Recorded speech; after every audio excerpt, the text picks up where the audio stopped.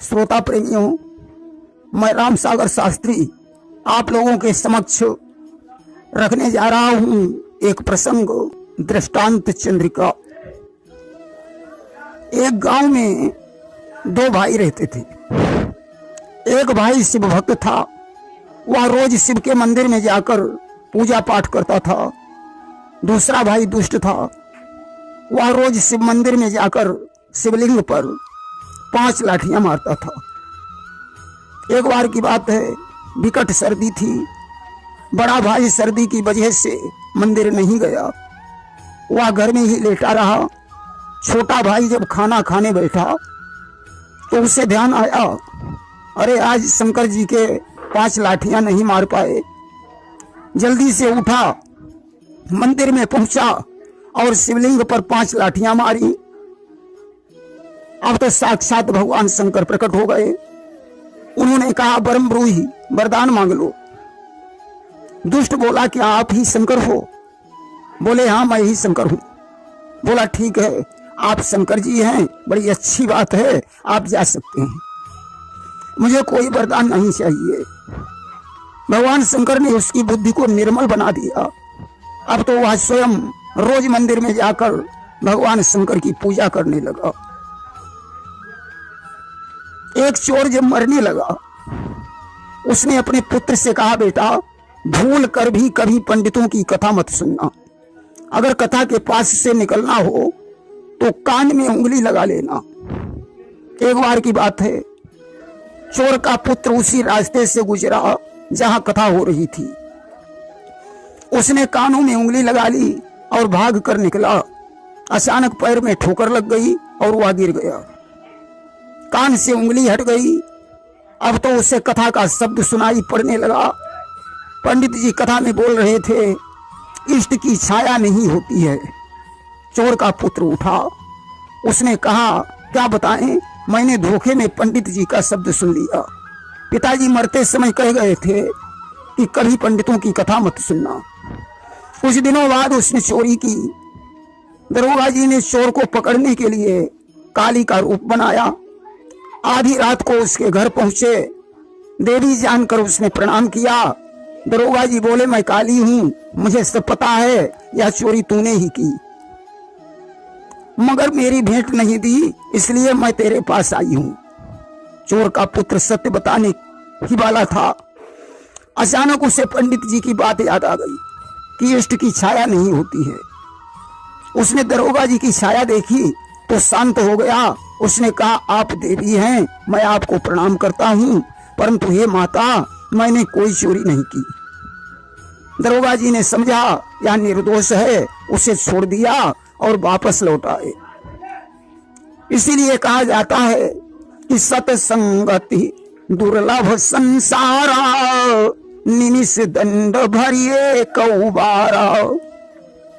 एक घड़ी आधी में पुनियाद, तुलसी संगति साध की हरे कोटि अपराध। एक घड़ी आधी घड़ी चौथाई घड़ी सत्संग की बेकार नहीं जाती है, इसलिए सत्संग जरूर करना चाहिए। एक बार एक सेठ जी ने मार्ग में जाते समय खजूर का पेड़ देखा जिसमें पके हुए खजूर लगे थे। सेठ जी का मन खजूर खाने को लालायित हुआ, इसलिए वे पेड़ पर चढ़ गए। खजूर खाकर जब वे उतरने लगे तो उन्हें डर लगा।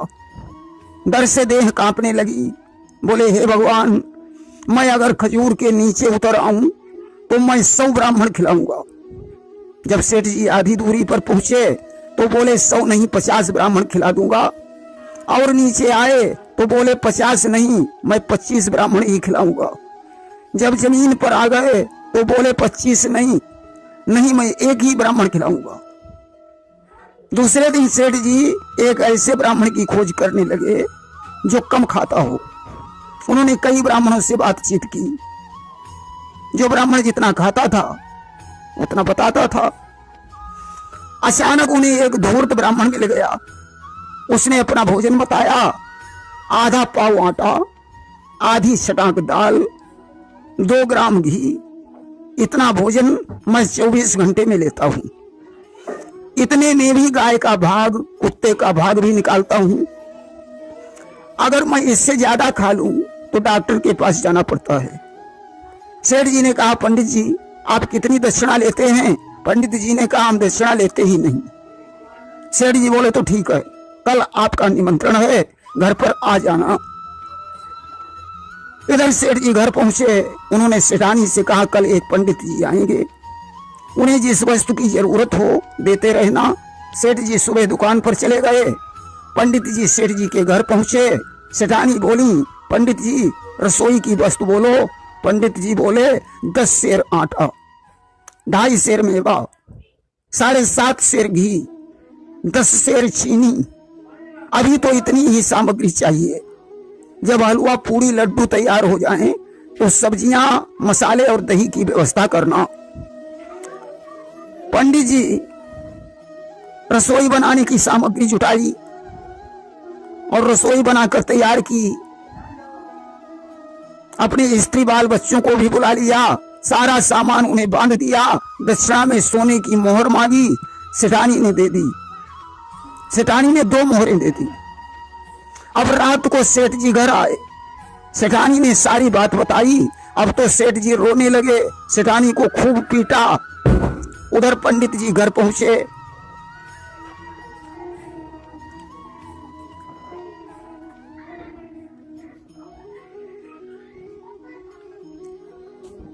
सेठानी से कहा कि इस प्रकार का अगर कोई व्यक्ति आए तो कह देना, कल पता नहीं उन्होंने किसके यहाँ भोजन कर लिया, उनके पेट में भयानक दर्द होने लगा और उनकी मृत्यु हो गई। अब तो उनकी अंतिम क्रिया करने के लिए कफन आदि को पैसे नहीं हैं, इसलिए थाने में खबर करूंगी, सरकार इंतजाम कराएगी। जब सेठ जी पंडित जी के घर गए, पंडितानी ने वही बात बताई। सुनकर सेठ जी डर गए। उन्होंने 100 रुपए निकाले और पंडितानी को दे दिए। बोले, आप थाने में खबर मत करना। जब सेठ जी दुकान पर चले गए, तब पंडितानी सेठ जी के घर पहुंची। उन्होंने पंडित जी की मृत्यु की बात सेठानी से कही। सेठानी सुनकर दुखी हुई। कुछ समय बीत जाने पर दोपहर के समय सेठानी लेटी हुई धार्मिक पुस्तक पढ़ रही थी। उसी समय धूर्त पंडित ने आशीर्वाद देते हुए उन्हें चौंका दिया। सेठानी ने कहा, पंडित जी आप तो मर गए थे, क्या यह बात सच है? पंडित जी ने कहा, बिल्कुल सच है। सेठानी जी बोली, फिर आपका यहाँ कैसे आना हुआ? पंडित जी बोले, आपकी लड़की जो मर चुकी थी वह स्वर्ग में है, उसने मुझे आपके पास भेजा है। उसने अपने कपड़े और गहने मंगाए हैं, क्योंकि वह कपड़े और गहनों से वह दुखी है। लड़की का समाचार सुनकर सेठानी ने सब वस्त्र आभूषण दे दिए। धूर्तराज गठरी बांधकर चल दिया। रात को ज्यों ही सेठ जी अपने घर आए, पंडितानी ने चर्चा छेड़ी। अब तो सेठ जी समझ गए कि वह धूर्त जिंदा है, उसे प्रातः काल ही पकड़ लूंगा।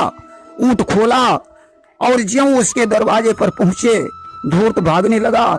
सेठ जी ने ऊंट को उसके पीछे दौड़ा दिया। 2-3 किलोमीटर पर पहुंचकर धूर्त ने विचार किया, अब पकड़ जाएंगे, तो वह दौड़कर एक पेड़ पर चढ़ गया। सेठ जी नीचे खड़े हैं। अब तो उन्होंने ऊंट को वहीं खड़ा कर दिया और पेड़ पर चढ़ने लगे। धूर्त पेड़ से कूदकर ऊंट पर बैठ गया। अब तो सेठ जी ने समझ लिया कि ऊंट भी हाथ से चला गया। पेड़ से जोर जोर चिल्लाने लगे, पंडित जी वह ऊंट भी मेरी लड़की को जाकर दे देना। ऐसा कहकर वृक्ष से उतरकर उदास मन घर को लौट आए। इसलिए ज्यादा लालच नहीं करना चाहिए, ज्यादा लालच भी बहुत बड़ा दुखदायी होता है।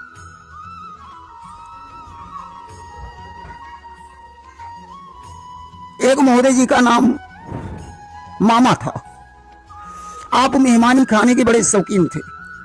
घर से चल देते थे और जहां शाम हो जाती थी वहीं रुक जाते थे। एक बार चलते चलते एक वैश्य के यहां पहुंच गए। घर में उस समय केवल बहू थी। उसने देखा, विचार करने लगी, मालूम पड़ता है कोई मेहमान आया है। कुर्सी डाल दी, महोदय जी बैठ गए। चाय आय पिलाने के बाद पूछने लगी, मैंने आपको पहचान नहीं पाया। बोले, हाँ हो सकता है न पहचान पाया हो, मैं मामा हूं। बहू ने सोचा शायद हमारे पतिदेव के मामा होंगे। तब तक पतिदेव भी आ गए, ऊपर दुमंजिल पर ले गए, स्वागत सत्कार किया और बोले मैंने आपको पहचान नहीं पाया। महोदय जी बोले मैं मामा हूं। पतिदेव ने विचार किया कि शायद हमारी पत्नी के मामा होंगे। 10-15 दिन मेहमानी खाई। एक दिन बोले अच्छा अब मैं घर जा रहा हूं, फिर कभी आऊंगा। पतिदेव भेजने गए। थोड़ी दूर भेजकर जब घर वापस लौटे तो पत्नी से बोले क्या यह तुम्हारे मामा थे? पत्नी बोली नहीं, मेरे मामा होते तो मोटरसाइकिल से आते, या हमारे मामा नहीं हैं। पति बोला या मेरे भी मामा नहीं हैं, मेरे मामा होते तो मारुति वैन से आते। पत्नी ने कहा तो इनसे पूछो कि आप किसके मामा हैं। पति दौड़ कर गया, महोदय जी को रोका, पूछने लगा आखिर आप एक बात बताओ कि आप किसके मामा हैं। महोदय जी बोले सुनो कि ना तुम हमरे भांजे ना भांजी तब बाम, मामा मामा सब कहें मामा मेरो नाम। न तो आप मेरे भांजे, ना आपकी पत्नी मेरी भांजी है। मुझे सभी लोग मामा कहते हैं क्योंकि मेरा नाम मामा ही है। एक श्रीमान जी का नाम तुम्बकतूरा था। एक बार श्रीमान जी किसी गांव से होकर गुजर रहे थे। वहां उन्होंने रोने की आवाज सुनी, रुक गए। लोगों से पूछा भैया इस घर में लोग क्यों रो रहे हैं? बोले अमर नाम के पंडित जी का निधन हो गया है। महोदय जी और आगे बढ़े तो देखा एक आदमी बड़ी जोर से भागा जा रहा है। महोदय जी बोले भैया आप क्यों भाग रहे हो? वह बोला हमारा नाम सूर है, मैं युद्ध स्थल से अपने प्राण बचाकर भागा हूं। और आगे बढ़े तो एक बुढ़िया कंडा बीन रही थी। महोदय जी ने उससे पूछा माता जी आप कंडा बीन रही हैं? बोली हाँ बेटा कंडा बीन रही हूं। अच्छा आपका नाम क्या है? बुढ़िया बोली लक्ष्मी। और आगे बढ़े तो लोगों ने महोदय जी से पूछा श्रीमान जी आपका नाम क्या है? बोले तुम्बकतूरा। अब तो नाम सुनकर लोग हंसने लगे। अरे यह कैसा नाम है? हर नाम का कोई न कोई अर्थ होता है, तुम्हारा यह कैसा नाम है जिसका कोई अर्थ ही नहीं? महोदय जी बोले आप अर्थ की बात कर रहे हो। किसी का नाम गंगा है और पति अगर एक गिलास पानी मांगे वह उसको पानी न पिला सके तो क्या गंगा नाम सार्थक है? नाम तो सीता है और स्त्री उल्टा हो तो क्या सीता नाम सार्थक है? मैंने तो अपनी आंखों से अमर को मरते देखा, सूर को भागते हुए देखा, लक्ष्मी को कंडा बीनते हुए देखा। उनसे तो अच्छा तुम्बकतूरा ही मेरा नाम सार्थक है। कि अमरा को हम मरते देखा भगते देखा सूरा, कंडा बीनत लक्ष्मी देखी खासा तुम्बकतूरा। आजकल लोगों के नाम तो पृथ्वीराज, लखपति, तपस्वी, गंगा देवी, परंतु उनमें वैसे एक भी गुण नहीं पाए जाते हैं। मनुष्य को अपने नाम की मर्यादा बनाए रखना चाहिए। एक सेठ जी का लड़का पढ़ा लिखा था लेकिन द्रव्यहीन होने के कारण विवाह नहीं हो पाया। एक धर्मांध मनुष्य ने इस शर्त पर उसे लड़की देना स्वीकार किया कि वह अपना धर्म छोड़कर मेरा धर्म ग्रहण कर ले। सर्वप्रथम गुरु मंत्र लेने की बात तय हुई। ब्याह के दिन गुरुदेव जी पधारे, ब्याह का कार्यक्रम प्रारंभ हुआ जो गुरु जी के हाथ से ही संपन्न हुआ। इसके बाद उसने गुरु जी से कहा दामाद को कंठी पहना दो और गुरु मंत्र दे दो। गुरु जी ने अगले दिन के लिए टाल दिया। आज दामाद ने उपवास किया, नहा धोकर गुरु जी के पास गया। गुरु जी ने कान में एक मंत्र फूंक दिया। दामाद पढ़ा लिखा था इसलिए उसे ठगना आसान नहीं था। उसने पूछा गुरुजी इस मंत्र से क्या लाभ होगा? गुरुजी बोले तुझे स्वर्ग प्राप्त हो जाएगा। चेले ने कहा गुरुजी क्या स्वर्ग मुझे अवश्य प्राप्त हो जाएगा? गुरुजी बोले निश्चित, स्वर्ग के साथ साथ तुझे वैकुंठ और कैलाश दोनों दे रहा हूं।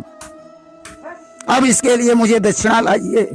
चेला बोला महाराज जाओ गुरु दक्षिणा में मैंने आपको दिल्ली, बंबई और राजस्थान तीनों दे दिए।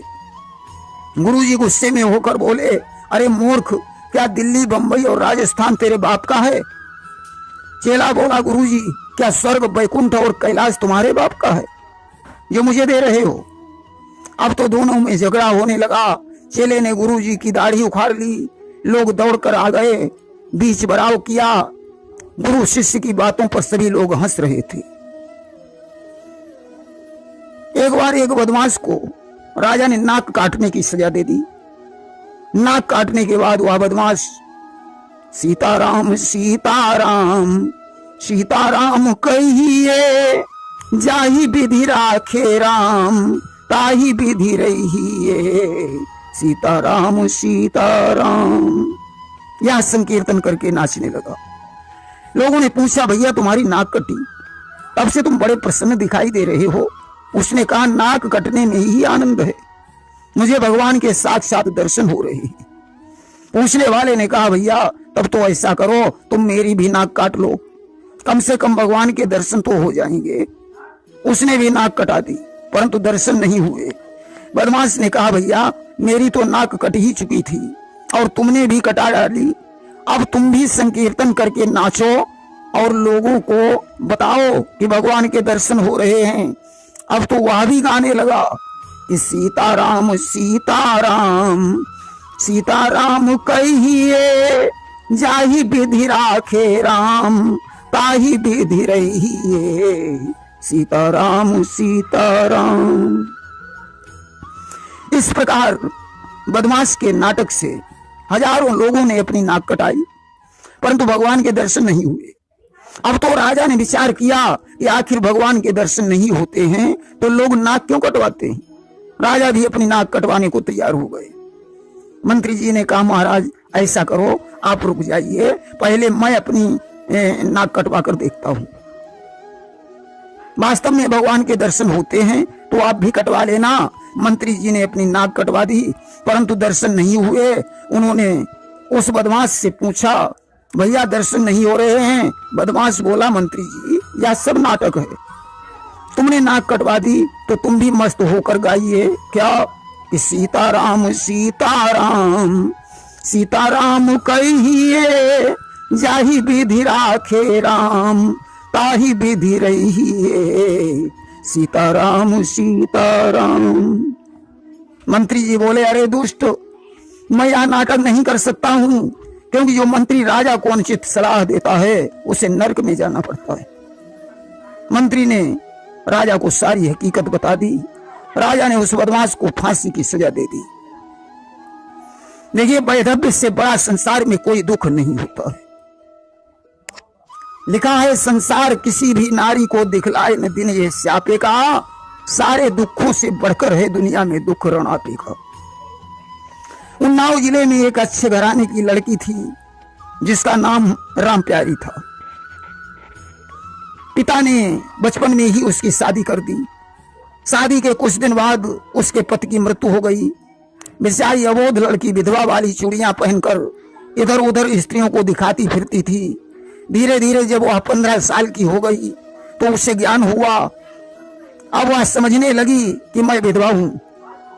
जब किसी त्योहार में भौजाइयां पूजा पाठ करने को जाती तो राम प्यारी को देखकर अपशकुन मानती थी। धीरे धीरे सावन का महीना आया। भौजाइयां जेवर गहने पहनकर श्रृंगार करके झूला झूल रही थी। राम प्यारी झोंका दे रही थी। अब उसे भी अपने पति की याद आ रही थी, इसलिए वह एक गीत गा रही थी कि नैया मेरी अधभर में, नैया मेरी अधभर में, गया छोड़ समरिया है, नैया मेरी अधभर में, नैया मेरी अधभर में, गया छोड़ समरिया है। और कैसे कटे दिन बाकी, कैसे कटे दिन बाकी, मेरी बाली उमरिया है, नैया मेरी अधभर में। मैं तो यह कहता हूं कि इस प्रकार की विधवाओं का विवाह दोबारा यदि हो जाए तो इसमें क्या दोष है। एक आदमी अपने 3-3 विवाह कर लेता है, तो ऐसी लड़कियां अपना दूसरा विवाह क्यों नहीं कर सकती है। केरल राज्य में सावन के महीने में ओणम का त्योहार मनाया जाता है। घर की लिपाई पुताई करके लोग स्वच्छ वस्त्र धारण करते हैं। दाल चावल पापड़ खिचड़ी खीर पकौड़ी आदि व्यंजन बनाए जाते हैं। बालिकाएं और स्त्रियां नृत्य करती हैं। महाबली की पूजा की जाती है। स्त्रियां एक गीत गाती हैं कि हमने घर को खूब सजाया, आओ महाबली आओ, फैले सुख और शांति सभी में, सबको दर्शन दे जाओ। एक बार एक जुलाहा बाजार में गया, वहां उसने तरबूज बिकते हुए देखे। जुलाहे ने तरबूज वाले से पूछा, भैया यह कौन चीज है। उसने बताया यह उड़ने वाले घोड़े का अंडा है। जुलाहे ने पूछा, बच्चा कब निकलेगा। बोला बस 2-3 दिन में। जुलाहे ने सोचा जब बच्चा निकलकर बड़ा होकर उड़न बछेड़ा बनेगा तो मिनटों में बाजार पहुंच जाऊंगा, मिनटों में दिल्ली कानपुर आगरा पहुंचकर लौट आऊंगा। बोला भैया एक अंडा कितने रुपए का है। तरबूज वाला बोला बस 100 रुपए का है।